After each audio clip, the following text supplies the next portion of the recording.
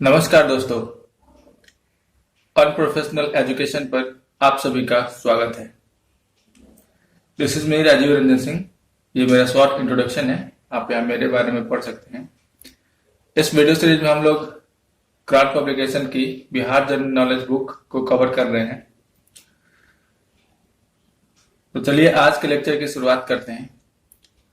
दोस्तों, आज की लेक्चर शुरुआत करने से पहले मैं कुछ बातें आप लोगों से बोलना चाहता हूं। दरअसल आज का ये जो लेक्चर है वो पीडीएफ के ऊपर नहीं पढ़ाया जाएगा। पीडीएफ इसमें मैं यूज नहीं करूंगा, बल्कि उसके जगह पर मैं व्हाइट बोर्ड का यूज करूंगा। दोस्तों, हमें पता है कि जो एग्जाम्स है, बीपीएससी का एग्जाम 27 दिसंबर को है, जो काफी नजदीक है। एंड उसको देखते हुए काफी लोगों का मैसेजेस भी आ रहा है कि सर एग्जाम से पहले जो एटलीस्ट हिस्ट्री जो है उसको कंप्लीट करा दीजिए। तो देखिए, पीडीएफ पे अगर मैं बना करके पढ़ाऊं तो ये कंप्लीट कर पाना मुश्किल होगा, क्योंकि पीडीएफ के ऊपर पढ़ाने पर काफी ज्यादा समय लग जाता है। मुझे पीडीएफ क्रिएट करने में ही कम से कम 1.5 से 2 घंटे लग जाते हैं, क्योंकि मेरे पास दूसरी कोई फैसिलिटीज है नहीं। जो भी करना है मुझे मोबाइल से ही करना होता है। तो इस वजह से मैंने व्हाइट बोर्ड पर इसको करने के लिए सोचा है। एंड मुझे उम्मीद है कि आप लोगों का मुझे साथ मिलेगा। एंड आप लोग जरूर बताइएगा कि व्हाइट बोर्ड और जो पीडीएफ के ऊपर जो एक्सपीरियंस है वो आप लोगों का कैसा है। व्हाइट बोर्ड पर ज्यादा बेहतर आप लोगों को चीजें समझ में आती है, या फिर पीडीएफ के ऊपर ज्यादा बेहतर चीजें समझ में आती थी, ताकि उसके अकॉर्डिंग मैं आगे भी मॉडिफिकेशन उसको कर सकूं। तो चलिए, वीडियो में हम लोग बहुत ज्यादा बातें नहीं करेंगे, क्योंकि समय भी कम होता है एंड उसमें हमें काफी सारी चीजें कवर भी करनी है। चलिए हम लोग शुरुआत करते हैं। तो पिछले वीडियोस में हम लोगों ने sources of medieval history of Bihar cover किया था। एंड के मेडाइवल हिस्ट्री के लिए क्या क्या सोर्सेज हैं उसको हम लोगों ने कवर किया था। आज के इस वीडियो में हम लोग अर्ली मेडाइवल बिहार को कवर करेंगे।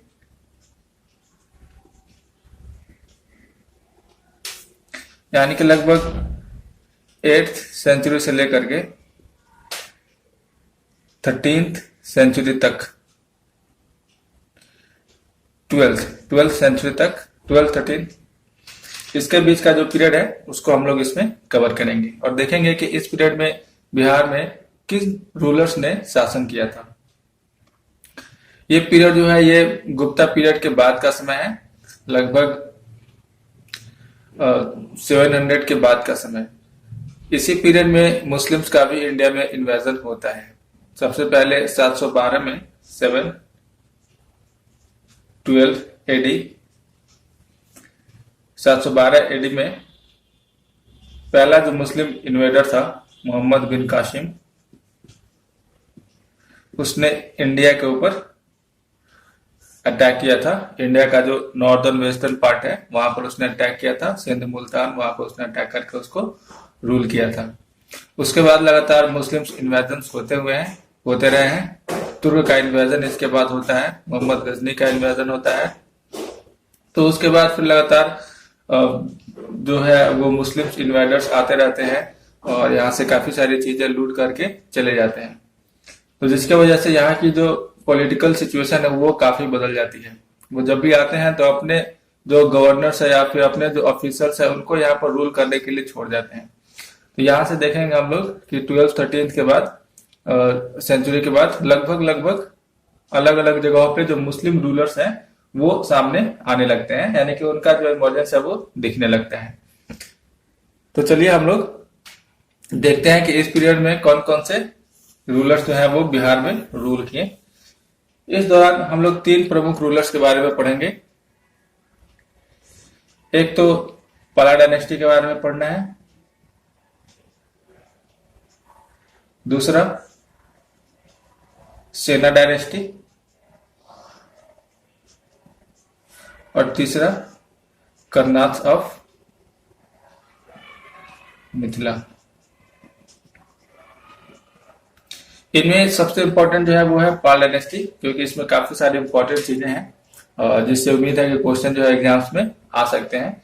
सेना डायनेस्टी और कन्नाथ डायनेस्टी काफी कम है, इसको हम लोग बहुत ही ब्रीफ में पढ़ के आगे निकलेंगे, क्योंकि इसमें क्वेश्चंस आने की संभावनाएं काफी कम है। एंड उसमें कुछ प्रमुख रूलर्स भी नहीं है, जैसे सेना डायनेस्टी में प्रमुख रूलर उतने नहीं है जिसके बारे में काफी डिटेल में पढ़ाई की जा सके, या फिर कन्नाथ डायनेस्टी में भी ऐसे रूलर्स नहीं है। पाल डायनेस्टी में भी सिर्फ 3 रूलर हैं जिनके बारे में हम लोगों को थोड़ा डिटेल में पढ़ना है। एक है गोपाल, उसके बाद धर्मपाल एंड फिर देवपाल। ये 3 रूलर्स हैं जिनके बारे में हमने काफी डिटेल में अच्छे से पढ़ना है। सेना डायनेस्टी के जो प्रमुख रूलर्स हैं, वैसे उनके बारे में भी काफी ज्यादा नहीं पढ़ना है, बट इनके अंदर जो प्रमुख हैं, जो इम्पोर्टेंट है, वो है आपका विजय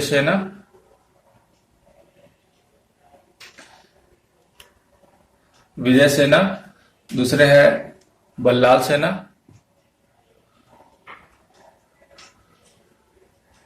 और फिर तीसरे है लक्ष्मण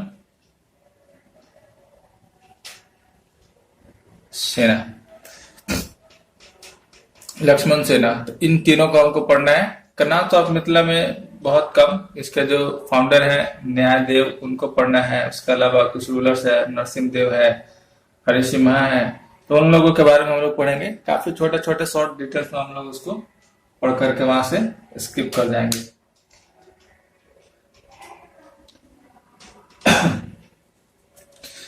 तो चलिए शुरुआत करते हैं पहले पाल डायनेस्टी से।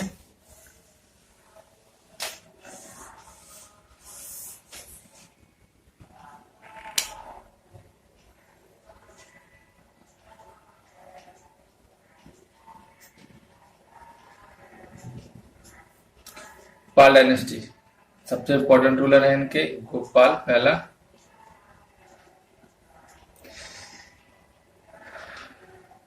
Gopal, he was the founder of पाला डायनेस्टी। लगभग 750 एडी में इन्होंने पाल डायनेस्टी की स्थापना की थी। गोपाल का भी जो एज अ किंग जब वो बने थे, तो वो भी छोटा सा इंटरेस्टिंग स्टोरी है।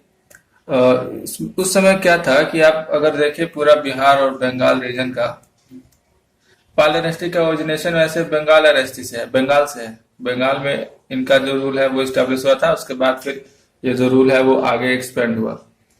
तो उस समय बिहार बंगाल का जो रीजन है, उसमें एक तरफ तो मुस्लिम्स इन्वेजन, अगर दूसरी तरफ देखें तो उस समय बिहार बंगाल में कोई प्रमुख रूलर नहीं था, क्योंकि गुप्ता पीरियड के बाद जब गुप्ता पीरियड डिक्लाइन कर गया, तो जो छोटे छोटे अलग अलग रीजन्स के जो प्रमुख है, चीफ थे, उन्होंने अपने को इंडिपेंडेंट वहां पर घोषित कर दिया। जिसके बाद क्या हुआ कि एक स्ट्रगल ऑफ पावर जो है उनके बीच में शुरू हो गया। सब एक दूसरे को जीतने की कोशिश करते थे, बट कोई भी एक ऐसा रूलर नहीं आया जो ऐसा हो कि सबको जीत करके एक बड़ा जो किंगडम है वहां पर स्टैब्लिश कर पाए। जिसके वजह से ये कैट फाइट उनके बीच में लगातार चलता ही रहा, जिसके वजह से लोगों को काफी ज्यादा परेशानी हुई, काफी ज्यादा दिक्कत हुई। तो एक तरफ तो मुस्लिम इन्वेजन था और दूसरी तरफ था फाइट बिटवीन चिफ्टेंस, यानी कि जो चीफ होते थे उनके बीच का, जिसने कि बंगाल रीजन में एनार्की जैसा सिचुएशन जो है वो क्रिएट कर दिया। बिहार और बंगाल में जो है वो एनार्की जैसा सिचुएशन वहां पर क्रिएट हो गया। किसी एक का रूल ही नहीं रहता था, कभी इसके में कभी उसमें, तो काफी ज्यादा प्रॉब्लम्स लोगों को जब झेलना पड़ा, तब लोगों ने मिल करके, जो पीपुल है, तब लोगों ने डिसाइड किया कि वो अपने लिए एक राजा क्या करेंगे, चुनेंगे कि उनका राजा कौन होना चाहिए। तब लोगों ने अपने लिए गोपाल को एज अ किंग डिक्लेयर कर दिया। लोगों ने बोला कि जो गोपाल है वो ही हमारे राजा होंगे। और तिब्बतन मॉन्क तारानाथ, एक तिब्बतन मॉन्क है तारानाथ, उनका कहना है कि गोपाल जब राजा बने थे तो वो पीपुल लोगों के द्वारा इलेक्टेड किंग थे, यानी कि he was the elected king, the first elected king. और वो भी जो इलेक्शन हुआ था that was a democratic election. Democratic elections के थ्रू जो राजा था वहां पर चुना गया। So he was the first king of people, वो लोगों के राजा थे, लोगों ने उनको चुन करके बिठाया था, इसलिए इसको वर्ल्ड का पहला डेमोक्रेटिक इलेक्शन भी बोला जाता है। और ये सारी जानकारी हमें तारानाथ के थ्रू मिलता है, याद रखिए। अगर ऐसा क्वेश्चन आता भी है कि द फर्स्ट डेमोक्रेटिक इलेक्शन जो कि जिसमें कि गोपाल को किंग बना करके बिठाया गया था, तो ये जानकारी हमें कहाँ से मिलती है, तो हमें तारानाथ के द्वारा ऐसे दी जाती है। तो इस तरीके से दोस्तों गोपाल जो है उसका किंगडम स्टैब्लिश हुआ, गोपाल का जो शासन है, पाल डायनेस्टी का जो स्टैब्लिशमेंट है वो सामने आया। तो ये काफी इंपॉर्टेंट पॉइंट्स है, आपको ये जो कॉन्सेप्ट है, चीजें है, उसको ध्यान में रखना है।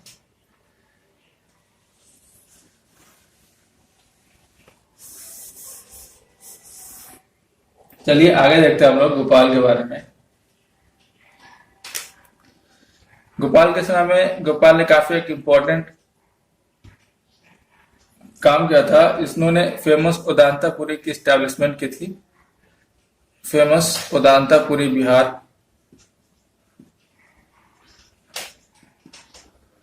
इसका इन्होंने स्थापना किया था। उदांतापुरी अभी के बिहार शरीफ में, अभी का बिहार शरीफ जो रीजन है,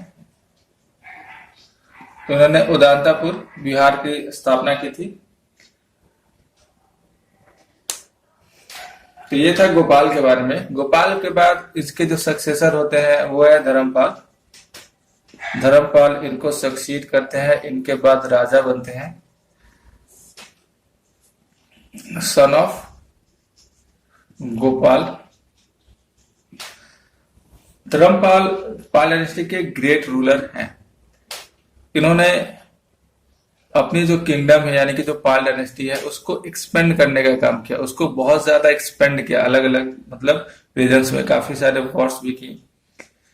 इनके समय में जो मेन इनके जो ओपोनेंट थे वो एक तो गुर्जर प्रतिहार,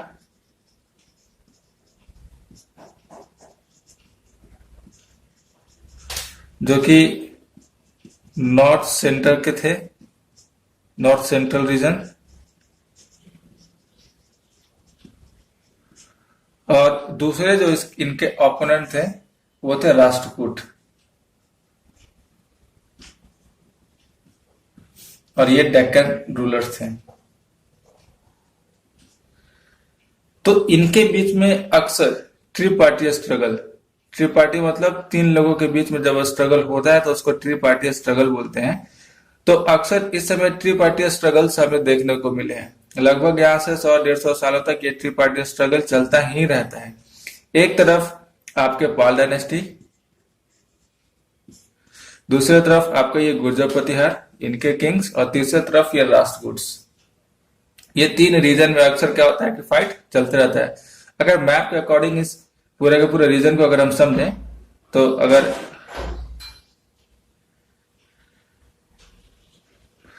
ये रीजन अगर हम मान लेते हैं इंडिया का मैप, तो इसमें ये जो पूरा रीजन है north central, that is of Gurjara Pratihara, ये जो रीजन है ये है दक्कन का, और ये जो रीजन आएगा यहां से यहां तक बिहार एंड बंगाल का।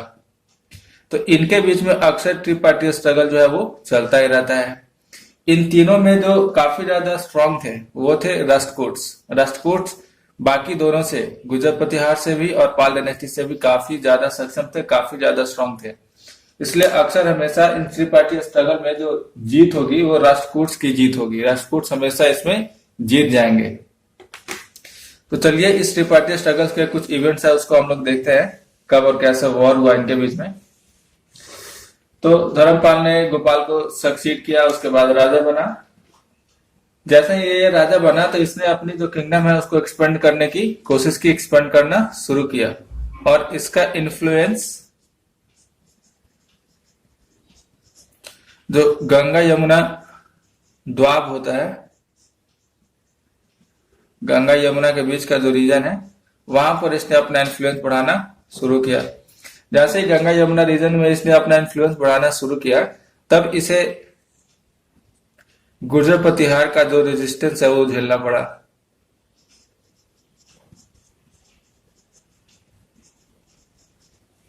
गुर्जर प्रतिहार का रेजिस्टेंस इसको झेलना पड़ा और तब फिर इसका वॉर हुआ गुर्जर प्रतिहार के जो रूलर थे वत्सा राजा, उनसे।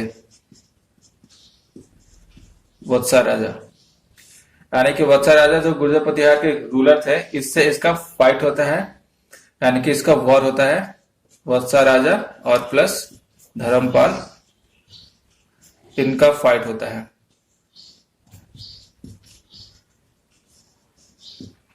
इस फाइट में क्या होता है कि धर्मपाल जो होता है वो डिफीट हो जाता है, यानी कि धर्मपाल हार जाता है और वत्सा राजा जो है जीत जाता है। बट जैसे ही वत्सा राजा जीतता है और कुछ ही समय बाद फिर राष्ट्रकूट अटैक कर देता है, यानी कि जैसे वत्सा राजा के जीतने के बाद राष्ट्रकूट का अटैक होता है,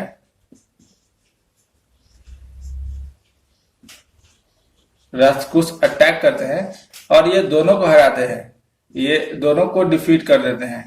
एक तरफ वत्सा राजा को भी डिफीट करते हैं और दूसरी तरफ जो धर्मपाल है इसको भी ये डिफीट कर देते हैं। यानी कि जब राष्ट्रकूट का अटैक होता है, राष्ट्रकूट के जो रूलर थे वो है ध्रुवा, इन्होंने अटैक किया था। ध्रुवा अटैक करते हैं और ये इन दोनों को, वत्सा राजा को भी और धर्मपाल को भी, दोनों को डिफीट कर देते हैं और फिर वहां से अपना रूल जो है वो अपना टेरिटरी वो स्टैब्लिश कर लेते हैं। बट यहाँ पर एक पॉइंट और इंटरेस्टिंग यहाँ पे हमें देखने को मिलता है कि जैसे ही राष्ट्रकूट जो है वो अपने इन लोगों को हरा करके टेरिटरी गेन करते हैं इधर नॉर्दर्न एंड ईस्टर्न इंडिया में, बट प्रॉब्लम क्या होता है कि चूंकि वो डेक्कन के थे और डेक्कन को अगर हम देखें यहाँ से तो एक उस समय सबसे बड़ी प्रॉब्लम थी उनके लिए, अगर ये डेक्कन का रीजन है तो यहां से जब भी उनको नॉर्थ में पार करना पड़ता था तो यहां से विंध्यान माउंटेन था, विंध्यान माउंटेन को उनको पार करके जाना पड़ता था।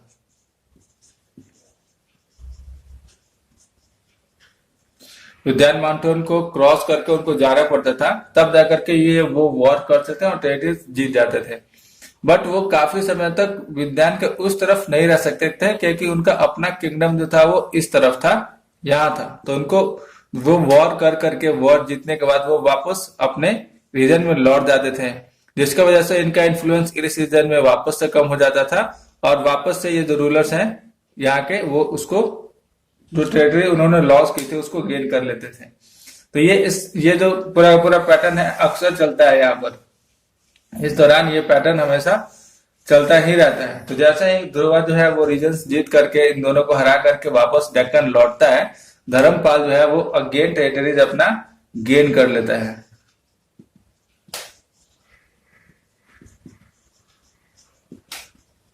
अगेन जो है वो टेरिटरीज गेन करता है, ना सिर्फ टेरिटरी गेन करता है, ये अटैक कर देता है उसके बाद कन्नौज पर।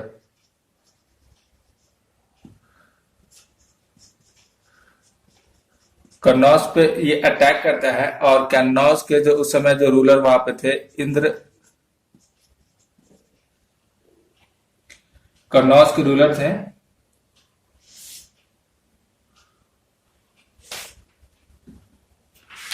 आपका इंद्रयुद्धा, इंद्रयुद्धा रूलर थे, उसको ये डिफीट करता है, हरा देता है और डिफीट करने के बाद ये उस वहां पर फिर अपना रूलर चक्रयुद्धा को बिठा देता है।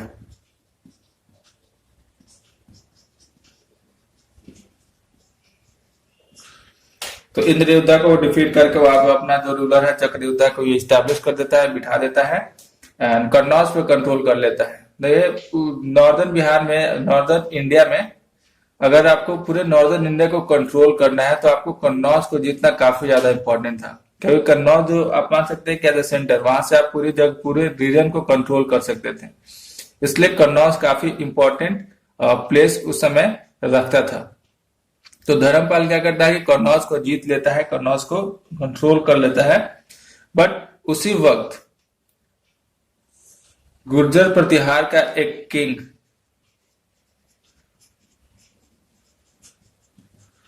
गुर्जर प्रतिहार का जो किंग है वो अपने जो किंगडम है उसको रिवाइव करता है।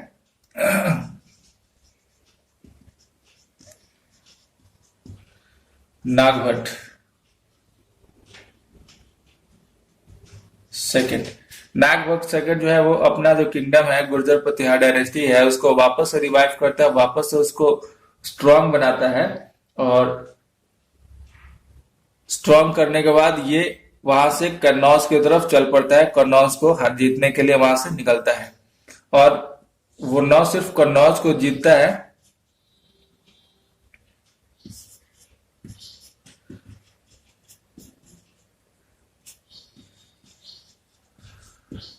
वो न सिर्फ कन्नौज को जीतता है बल्कि धर्मपाल को भी हरा देता है।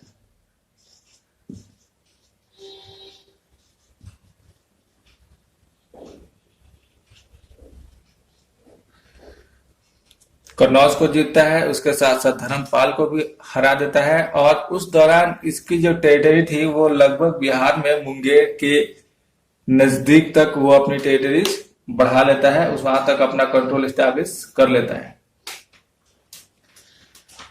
तो एक बार जब कन्नौज धर्मपाल के हाथ में आता है, वापस से जो नागभट्ट है वो उस रीजन को अपने में मिलाता है, उसको जीत जाता है। बट यहाँ पर जैसे ही नागभट्ट उस रीजन को वापस से जीतता है, वापस से वहां पर क्या होता है कि राष्ट्रकूट अटैक करते हैं।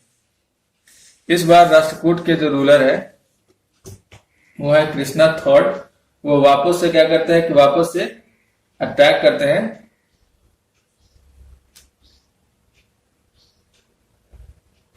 सॉरी, राष्ट्रकूट के रूलर है गोविंदा थर्ड, राष्ट्रकूट रूलर।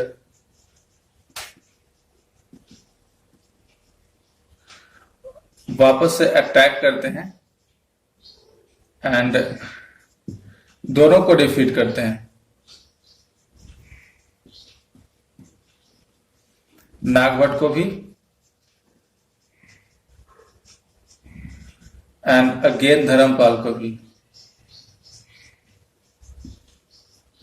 ये वापस से दोनों को डिफीट करते हैं एंड वापस से फिर वही चीजें वापस से दोहराई जाती हैं। डिफीट करने के बाद ये वापस जैसे रिटर्न करता है दक्कन, धर्मपाल जो है वो अपनी टेरिटरीज गेन कर लेता है।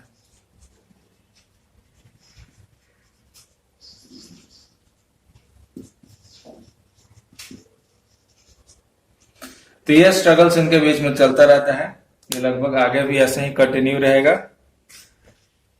आगे चल करके फिर धर्मपाल यानी कि पाल डायनेस्टी और राष्ट्रकूट के बीच में जो मैरिज रिलेशन है वो स्टैब्लिश हो जाता है, बट गुर्जर प्रतिहार के साथ इनका जो वॉर है वो वैसा ही कंटिन्यू रहता है। तो ये काफी एक इम्पोर्टेंट फाइट आप समझ सकते हैं तीनों के बीच में जो ट्रिपार्टी स्ट्रगल थी। तो अक्सर अगर क्वेश्चन आता है कि अगर इस समय में ट्रिपार्टी स्ट्रगल किन के बीच में चलता था, तो हो सकता है कि आपको दो किंगडम्स के बारे में बोल दे और तीसरा आपको ऑप्शंस में से चूज करना हो।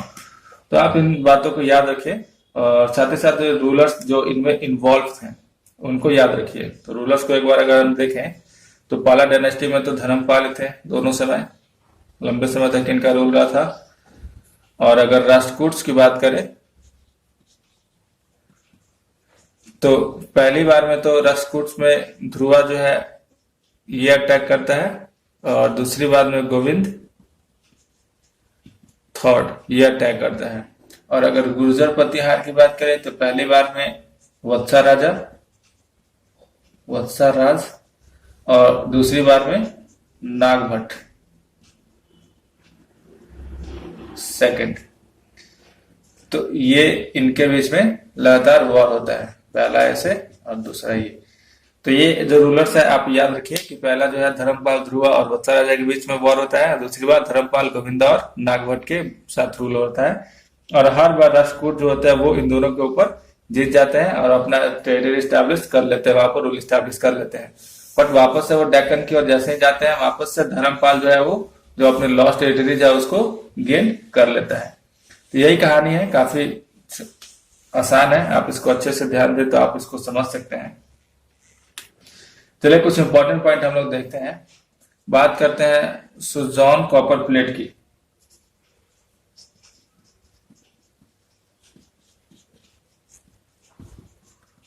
सुजॉन कॉपर प्लेट इंस्क्रिप्शन, ये अमोघ वर्षा का इंस्क्रिप्शन था। ये अमोघ वर्षा राजपूत रूलर है। तो इस इंस्क्रिप्शन में ये बातें लिखी गई हैं कि जब वॉर हुआ था राजपूत और पाल डायनेस्टीज के बीच में, तो उस समय चक्र युद्ध था और साथ ही साथ धर्मपाल, दोनों ने जो है वो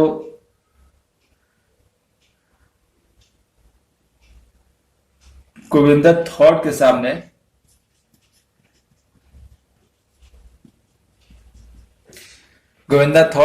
अपने हथियार डाल दिए थे, यानी कि उन्होंने उसका जो अधीनता है वो स्वीकार कर ली थी। चक्रयुद्ध और धर्मपाल दोनों ने ही उनके सामने घुटने टेक दिए थे और उनकी जो अधीनता है, सुजरैनिटी है, उसको स्वीकार कर लिया था। तो ये बात हमें सुजॉन कॉपर प्लेट से, जो कि अमोघ वर्षा का कॉपर प्लेट है, इंस्क्रिप्शन है, उससे पता चलती है। तो आप ये पॉइंट याद रखिएगा। उसके अलावा एक है Khalimpur copper plate.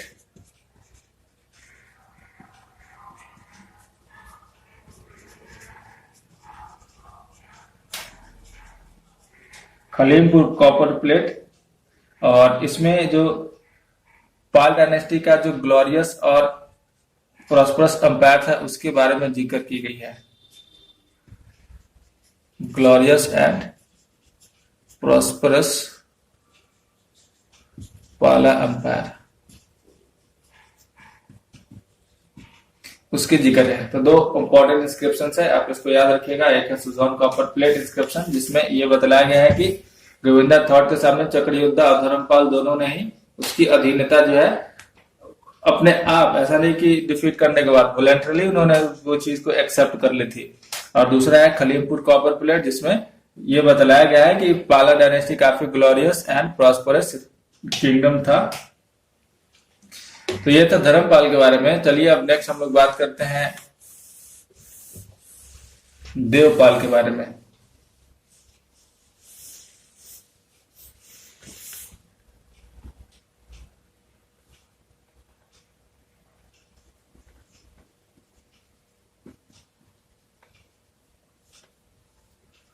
Son of Dharmpal, ये भी अपने फादर की तरह ही काफी ग्रेट रूलर रहे, बल्कि अगर इनकी जो विंस है देखा जाए तो उसके अकॉर्डिंग ये धर्मपाल से भी काफी ग्रेट रूलर थे। इन्होंने आते ही सबसे पहले तो उत्कल को जीता। उत्कल यानी कि प्रेजेंट डे कौन सा स्टेट? Present day Orissa. आते ही पहले तो उड़ीसा को जीता, उसके बाद फिर ये प्राग ज्योतिषा, इसको जीता। अब प्रयाग ज्योतिषा कौन सा रीजन है? तो प्रयाग ज्योतिषा आज के डेट में जो असम है उसको बोला जाता था प्रयाग ज्योतिषा। ये जो नाम से, ये भी आप ध्यान में रखिएगा कि पहले समय में असम को प्रयाग ज्योतिषा बोला जाता था, पहले के समय में उड़ीसा को उत्कल बोला जाता था। वैसे उत्कल तो आप काफी अच्छे से रिलेट कर सकते हैं जो हमारा नेशनल एंथम है उसके साथ, क्योंकि उसमें उत्कल शब्द का यूज हुआ है। उत्कल, बंग, द्राविड़, ये सारी जो वहां पर जो वर्ड्स यूज हुए हैं ये हर रीजन्स को दिखलाने के लिए है। उत्कल यानी कि उड़ीसा, बंग यानी कि बंगाल, द्रविड़ यानी कि जो तमिलियन है रीजन है उधर, उसको दिखलाने के लिए। तो आप वहां से इसको रिलेट कर सकते हैं। तो सबसे पहले इसने उत्कल को जीता, फिर प्रयाग ज्योतिषा यानी कि असम को जीता। इसका डोमिनेंस काफी ज्यादा रहा।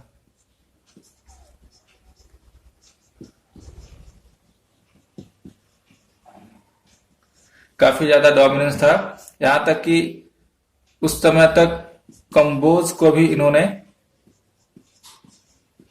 अपने राज्य में मिला लिया था। अगर कंबोज अगर बात करें तो आज का प्रेजेंट डे जो तुर्कमेनिस्तान, तजाकिस्तान, वो जो एरिया है यानी कि सेंट्रल एशिया, वहां तक इन्होंने अपना इन्फ्लुएंस क्रिएट कर लिया था। कम्बोज वही एरिया है, यानी कि पूरा पाकिस्तान, अफगानिस्तान, वो सारे रीजन में इन्होंने अपना जो डोमिनेंस है वो क्रिएट किया हुआ था।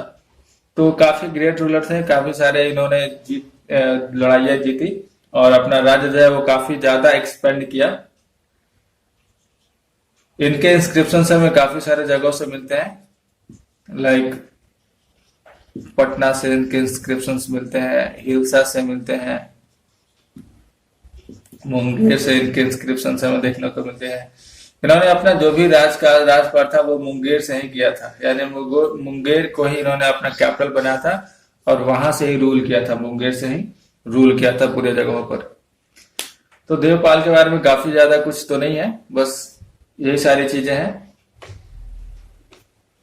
तो चलिए अब हम लोग आगे देखते हैं देवपाल के अलावा। देवपाल के बाद पाल डायनेस्टी जो है वो ऑलमोस्ट डिक्लाइन करना शुरू कर देता है।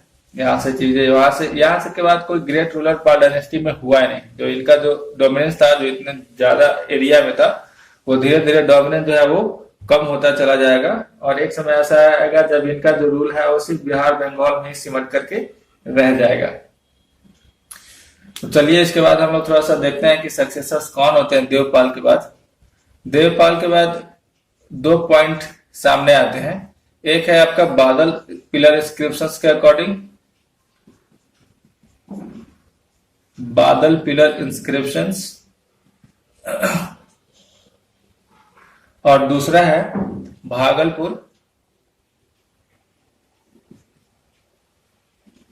भागलपुर इंस्क्रिप्शंस। तो इन दोनों के अकॉर्डिंग यहां से ये बतलाया जाता है कि दो अलग अलग जो सक्सेसर्स है उनके बारे में जिक्र है। बादल पिलर इंस्क्रिप्शंस के अकॉर्डिंग जो सक्सेसर बताया जाता है वो है सूरपाल। सूरपाल को जो है वो सक्सेसर बतलाया गया है बादल पिलर के अकॉर्डिंग।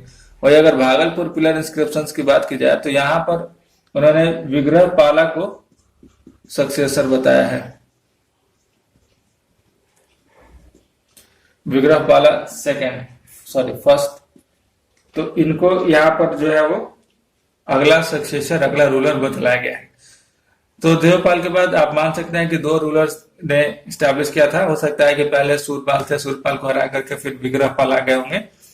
तो ऐसे चीजें हो सकती हैं जिसके बारे में मेंशन तो नहीं मिलता है, बट देवपाल के बाद दो रूलर जो है वो सक्सीड करते हैं। एक है सूरपाल और दूसरा है विग्रहपाल। बट आगे जो चलता है यहाँ से वो विग्रहपाल से ही चलता है, सूरपाल से आगे नहीं चलता है। तो हम कह सकते हैं कि हो सकता है कि देवपाल के बाद सूरपाल जो है उसने रूल किया कुछ समय तक और फिर उसके बाद विग्रहपाल ने उसको डिफीट किया होगा, या फिर कोई इंसिडेंट ऐसा हुआ होगा जिसके बाद विग्रहपाल जो है वहां पर क्राउन को अपना लेता है और वहां से अपनी रूल जो है वो स्टैब्लिश कर लेता है। तो इसके बाद इंपॉर्टेंट पॉइंट्स नहीं है, हम लोग सिर्फ ये देख लेंगे कि क्या क्या सक्सेसर्स इसके बाद हुए हैं। विग्रहपाल के बाद नारायणपाल का रूल होता है। नारायणपाल रूल करता है। इसने अपने आप को बिहार बंगाल का मास्टर जो है वो घोषित करता है, यानी कि यहाँ से आप समझ सकते हैं कि इनका जो रूल है वो सिर्फ बिहार और बंगाल तक ही सीमित रह चुका है। अब इनका रूल जो है काफी ज्यादा एरिया तक नहीं है। इवन अपने रूल के दौरान इन्होंने काफी सारी जो टेरिटरीज है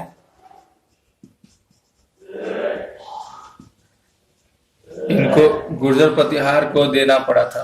काफी सारी टेरिटरीज इन्होंने गुर्जर प्रतिहार को देना पड़ गया था। और he was also defeated by the Krishna III Rashtrakuta rulers. उसके हाथों भी इनको हार का सामना करना पड़ा था। यानी कि जो त्रिपाठी स्ट्रगल है वो अभी तक कंटिन्यू है बिल्कुल। इसके बाद जो रूलर होते हैं वो है आपके महेंद्रपाल।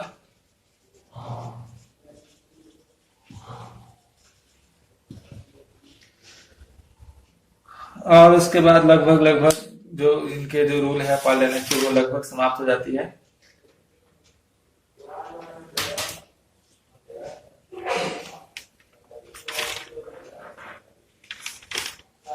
इसके बाद एक इम्पोर्टेंट रूलर है यहाँ पर यहाँ पर देख लेगा। एक इम्पोर्टेंट रूलर है राज्यपाल।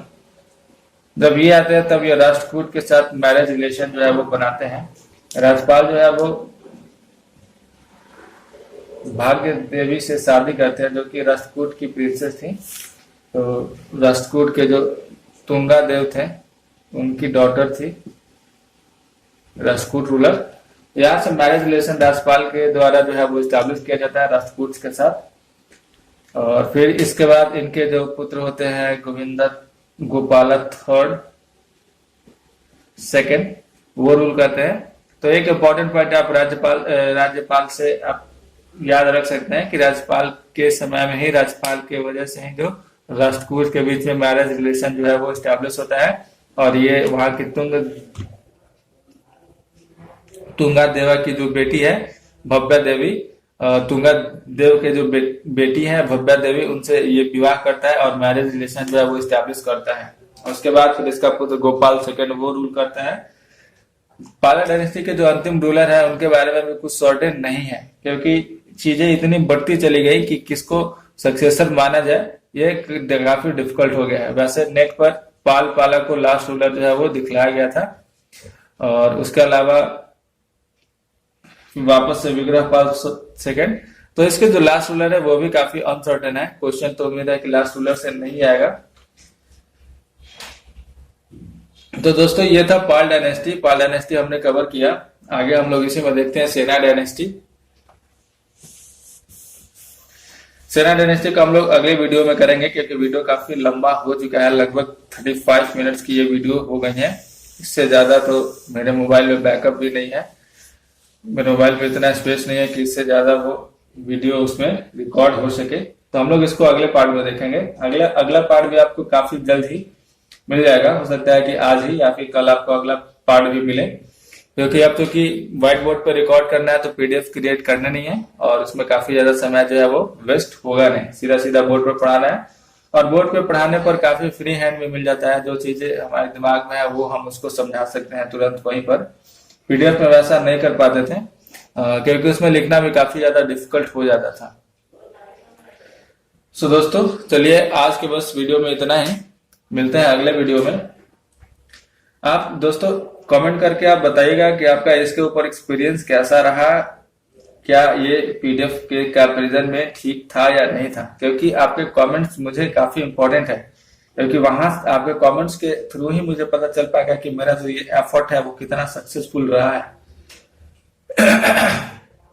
क्योंकि अगर बोर्ड पर मैं पढ़ाता हूं और वो आपके लिए हेल्पफुल नहीं होता है तो फिर मेरे वीडियोस बनाने का कोई फायदा नहीं है। कोई उसका तुक नहीं बनता है कि मैं ये वीडियोस क्यों बनाऊं।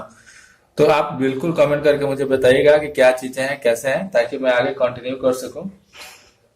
तब तक के लिए खुश रहिए, अच्छे से रहिए।